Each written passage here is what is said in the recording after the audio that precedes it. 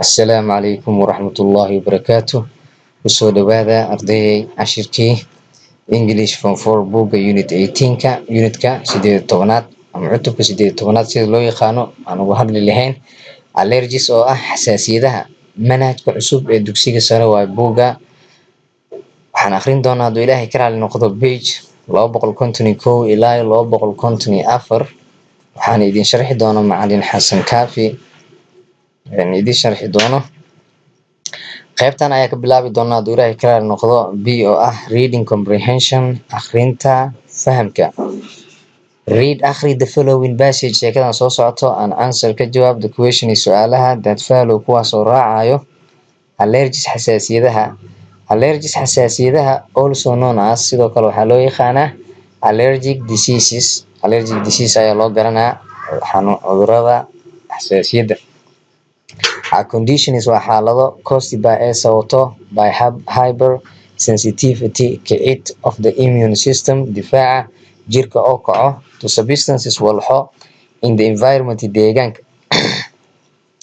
Hay fever xasaasiyadda loo hay feverka ka mid ah xasaasiyadaha oo ku dhacdo sanka iyo afka. Atopic dermatitiska waa xasaasiyad iyadana ku dhacdo maqaarka.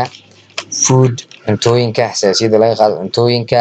Allergic asthma iyo xasaasiyad ku dhacdo neef mareennada tubooyinka neefta sii qaado.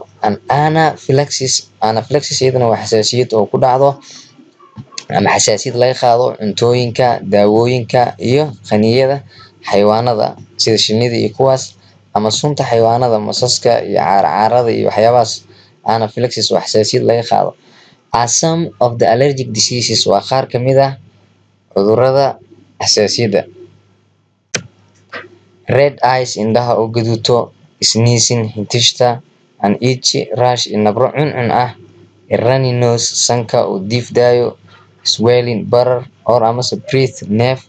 And some of the symptoms waa qaar ka mid ah calaamadaha of exposure ee soo muuqanayo to allergic substances walxaha xasaasiyadda keeno markay jirka soo gaaraan soo muuqanayo. Conditions xaaladaha such as sida food intolerances cuntooyinka xunxun and food poisoning iyo cuntooyinka ay ku jirto sunta are separate from allergies way ka soocan yihiin way ka duwan yihiin xasaasiyadaha.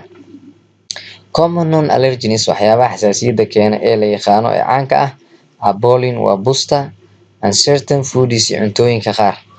Metals birooyinka and other substances iyo walxaha kale may also cause waxaa laga yaabaa sidoo kale inay sababaan allergies xasaasiyado.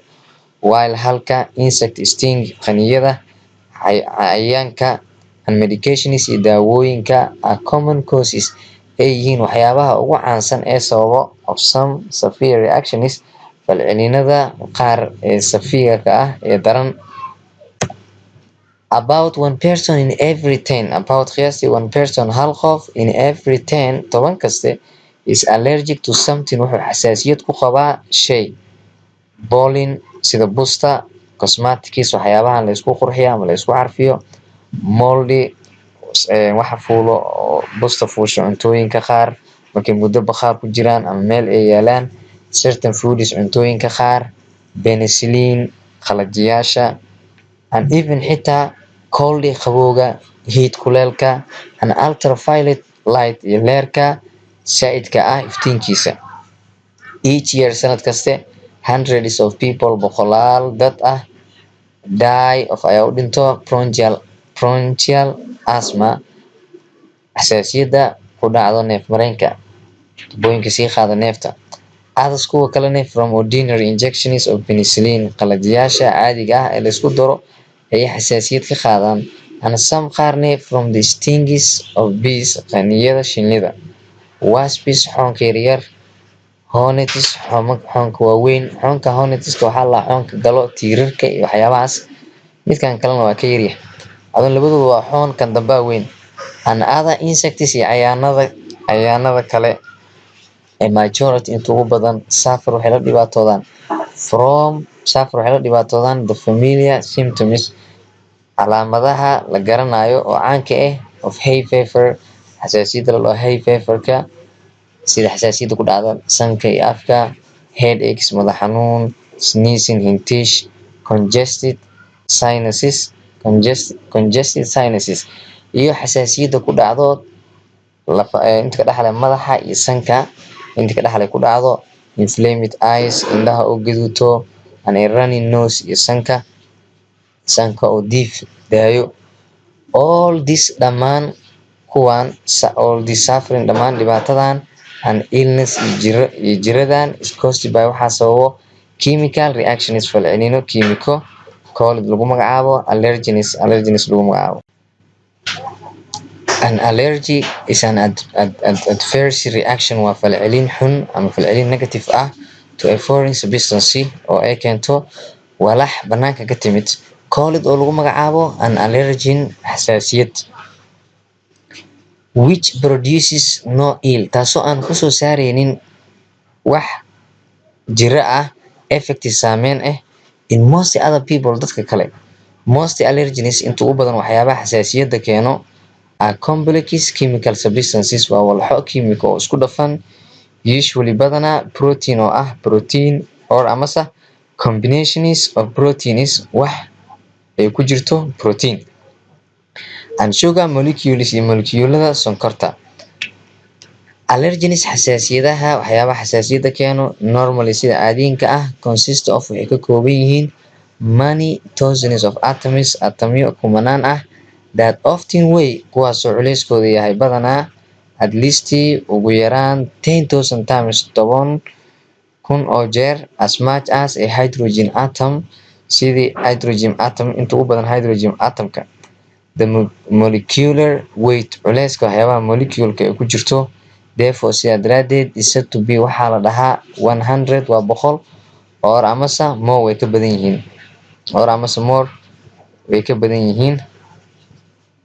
For a sufferer of pollen qofka la dhibaatoonayo pollenka busta pollen allergy xasaasiyadda busta laga qaado such as sida hay fever xasaasiyadda loo hay feverka xasaasiyadda dhunta iyo afka ku dhacdo iyo sanka.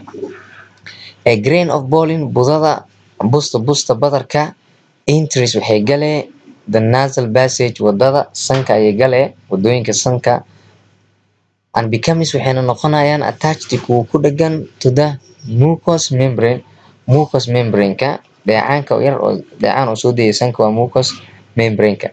The allergens waxyaabaha xasaasiyadda keeno contained waxay ku jiraan in the pollen busta are dissolved waxay ku milmayaan in the nasal secretions waxyaabaha sanka oo soo deeyo and penetrate waxayna dhex marayaan sii marayaan the outer layer xuubka kore of the mucous membrane-ka waxa jaalaha oo sanka soo deynayo.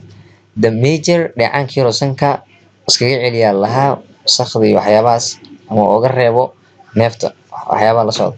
The major allergen producer waxa ugu weyn ee xasaasiyadda soo saaro ragweed-ka dhir waa ragweed ka baxda Mareykanka has been named waxaa lagu magacaabay ragweed antigen E waxaa loo baxshay ragweed antigen E protein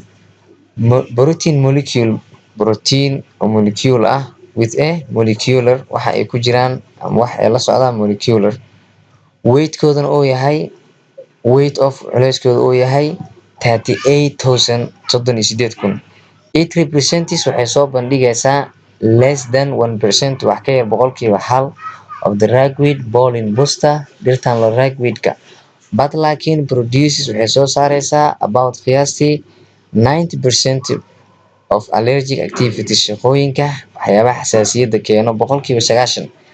The allergen waxyaabaha xasaasiyadda kacasho is so destructive waxaa la waa kuwo sababo baaba that an injection of trillion irbad ah trillion of a grain badar ahaan is enough way ku filan tahay to cause inay sababto an allergic reaction falcelin xasaasiyadeed in a person qof. Scientists saynisyahanada do not yet know weli ma ogo why sababta the ragweed allergen xasaasiyadda laga qaado ragweedka dhirtan la ragweedka is so usually proteins ee badanaa u tahay protein or amase combinations of proteins reactive wax falcelin ay ku jirto protein. Each of us mid kastoo anaga naga mid ah has wuxuu leeyahay a number of molecules number of molecules number of molecule ayuu leeyahay call it oo lagu magacaabo antibody oo lagu magacaabo antibody in our blood cells antibodygaas oo ku jiro in our blood cells dhiigga jirkeena which kaasoo reacts antibodyga waxaa lahaa protein waa protein produced in the blood kaasoo lasoo saaro dhiigga dhexdiisa lasoo saaro which fights diseases kaasoo la dagaalama cudurrada by attacking asigoo weerarayo and killing dilayo harmful bacteriada waxyeelada leh marka antibodygaas lagu soo deynayo in our blood cells unugyada dhiiggeena which kaasoo reacts la falgalayo with la falgalayo and protect us anaga naga difaacayo from harmful bacteria walaxda halista ah and viruses iyo fayrasyada. These antibodies dheecaanadan are large proteins waa borotiino waaweyn which kuwaasoo our bodies jirkeena produce oo soo saarayo in extremely minute quantities cadad yar oo daqiiqada kusoo saarayo cadadkii daqiiqada yar oo aada kusoo saarayo called kuwaasoo laga magacaabo IgE. IgE stands for waxay u taagan tahay immunoglobulin IgE.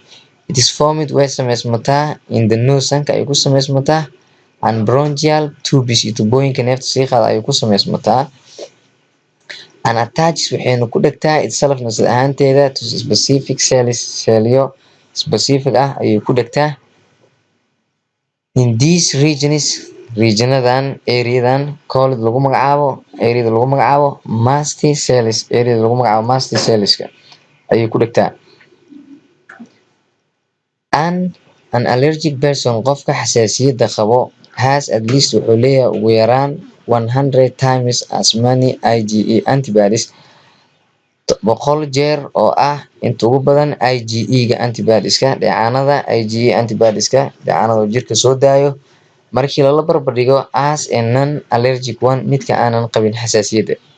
The ragweed allergen waxay dhirta xasaasiyadda dhirtan ragweedka xasaasiyadeeda reacts chemical ahaan ay ula falgashaa with the IgE antibodies dheecaanka IgE-ga ay ula falgashaa to form meesha waxaa laga rabaa meesha ayada aan ka dhigay laga rabaa to form si u sameeyaan antigen antibody si u sameeyaan waxa la dagaalamayo waxa la xasaasiyadda waxa la antigen antibody complexes isku dhafyada antigen antibody-ga which kuwaasoo remain baaqi ku ahaanayo attached ku dheganaasho to the mast cells ay ku dhegan yihiin unugan mast cellska in a way qaab that is still imperfectly understood weli si dhammaystiran aanan loo fahmin antigen antibody complexes isku dhafyadan dheecaanadan antigen antibody-ga cause waxay sababayaan the mast cell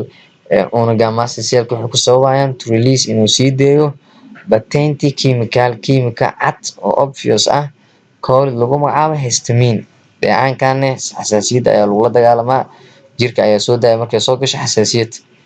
This chemicalkan oo histamine-ka is responsible waxay mas'uul ka tahay most of the symptoms inta ugu badan calaamadaha of hay feverka ay mas'uul ku tahay xasaasiyaddan hay feverka calaamadaheeda waa sanboorka iyo waxyaabahaas hargabka iyo bronchial asthma xasaasiyadda ku dhacdo neef mareenka and other allergies iyo xasaasiyadaha kale.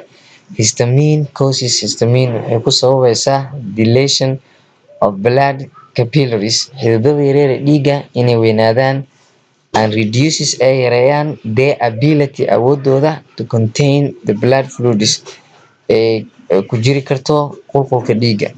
These fluids qulqulkan dareerahan qulqulayo therefore sidaa daraadeed are able wuxuu awoodaa to leak out inuu daato and cause tissue oo ku sababo nudayaasha and skin iyo maqaarka to swell inuu bararo.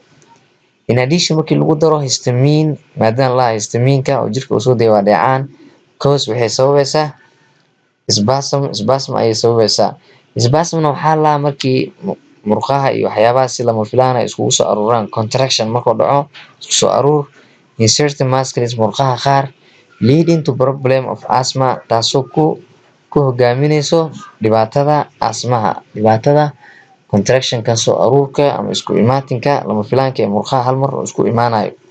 Histamine maadada la can also sidoo kale produce waxay soo saari kartaa hyphis structure and it often badanaa stimulates waxayna kicin kartaa the secretion of watery nasal fluids sanka waxyaabaha dareeraha oo soo deynayo oo biyaha ah ayay sababi kartaa secretion waa soo deyn. Mucus dheecaanka sanka oo soo deynayo anteres iyo ilinta ayay sababi karaan. waxaa jirto 3 ways 3 qaab in which taasoo allergies xasaasiyadaha are treated loo daaweyn karo. They are iyagu waxay yihiin affordancy ka hortagid, desensitization iyo in qofka psychology ahaan loo daaweeyo, and drug therapy iyo in qofka la siiyo daawo sharoobo ah. Affordancy ka hortagida means macnaheedu waxa waaye minimizing yareynta contact with xiriirka lala leeyahay a particular allergen wax xasaasiyad keenayo oo qaas ah. For instances tusaale ahaan people dadka who are allergic kuwaasoo xasaasiyad ku qabo to milk caanaha or amase fish malayga should not eat waa inaysan cunin any of them wax kamid a iyaga. If haddii you are allergic to pollen haddii aad ku qabto xasaasiyad buska avoid busta dhirka fuusha lahaa avoid ka fogaaw the countryside baadiyaha. When goorta crops dalaga such as sida maize ganeyda millet masagada and wheat qamadiga began ay bilaabaan to flower inay soo deeyaan ama ay soo baxsadaan fiyoorahooda. The chemical idea fikradda kiimika ee ka dambeyso behind ee ka dambeyso desensitization in qofka psychology ahaana loo daaweeyo is to break waa in la jebiyo the chain silsilada of events dhacdooyinka leading to kuwaasoo kuu hogaaminayo ama kuu horkacayo the release sii deynta of histamine dheecaankan loo histamineka by the mast cells unugyada mast cellska. This is done tani waa la sameeyaa by injecting iyadoo la duraayo special si khaasa loo duraayo means blocking iyadoo la jarayo oo la goynayo antibody dheecaankan antibodyga dheecaan oo soo deeyo waa dheecaan dhiiga lagu soo daro oo lagula dagaalamo xasaasiyadda. Antibodyga reacts kaasoo la falgalayo with the allergen xasaasiyadda. This midan prevents waxay ka hortagaysaa the allergen xasaasiyadda waxyaabaha xasaasiyadda keeno from combining with inay la socdaan the IgE antibody dheecaankan IgE antibody dheecaan oo soo deynaya jirka waaye so that little si yar or amase no histamine wax dheecaana is released lama sii deynayo. The treatment daawada comprises waxaa ku jiro many small injections duriimo yaryar spread over kuwaasoo ku dul fidayo mast cellska unugyada mast cellska in order to build up si ay u sameystaan a high level of blocking antibody level sare heer sare oo ah goynta dheecaanadan antibodyga despite iyadoon la eegeynin the cost qiimaha and inconvenience iyo faa'iido la'aanta of such treatment daawooyinkaas. The cure daawada is rarely complete badanaa way iska dhammaystiran tahay.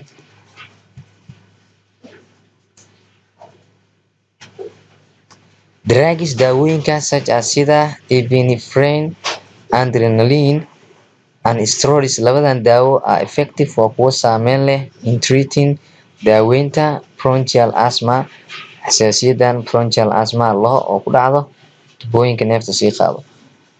More than 50 antihistamines wax ka badan 50 daawooyinka ama dheecaanada wax lagu daaweeyo compete waxay la tartamaan with histamine ay la tartamaan kubayin iyagoo qabsanaya the so called waxa lagu magacaabo receptor sites qaybta wax soo dhaweynayso on cells unugyada that are normally kuwaasoo sida caadiyanka ah sida caadiga ah sort out habeysmaayo by histaminada.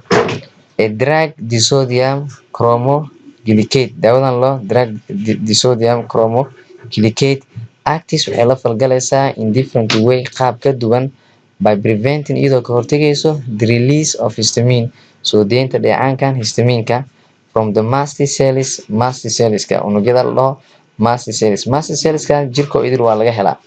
Scientists saynisyahanada are searching for waxay raadinayaan new drugs drug cusub ayay raadinayaan daawooyin cusub that are centralized taasoo lagu xakameyn karo the effective saameynta of histamine dheecaankan loo histaminka while halka affording iyadoo while goorta affording laga fogaanayo unpleasant side effects dhanka aan farxadda lahayn ee saameynta ah such as sida drowsiness hurdada headache madax xanuunka nausea lablabada depression murugada and blurred vision iyo aragga oo yaraado. Unfortunately nasiib daro no drug is now available hadda wax daawa lama heli karo that will relieve taasoo qaadi doonto an allergy xasaasiyad while halka completely si dhammaystiran afforded iyadoo looga fogaanayo all unpleasant side effects dhinacyada saameyneed ee aan farxadda lahayn. Questions su'aalaha haddana waxaan isla soo gaarnay qaybtii su'aalaha 10kan su'aal ka jawaab ardayow.